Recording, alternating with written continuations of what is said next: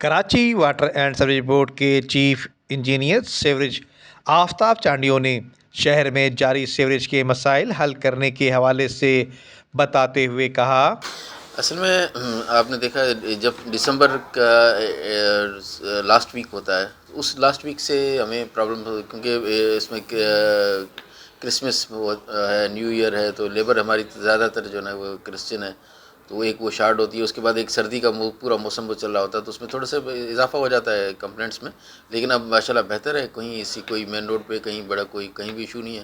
چھوٹی موٹی کمپلینٹس کہیں ایریاز میں ہوں گی لازمی، اور اس کے علاوہ ہمارے مختلف جگہ پہ جو ہے نا جو جہاں جہاں پرابلم ہوئے ہیں، سنگ ڈاؤن ہوئی ہیں، وہ کام ہو رہے ہیں.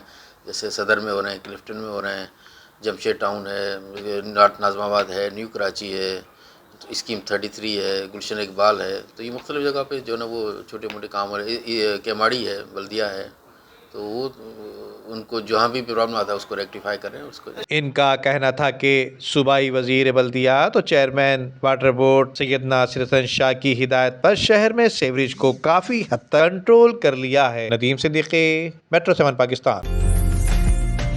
عمدہ میں پکائیں اور جی بھر کے کھائیں.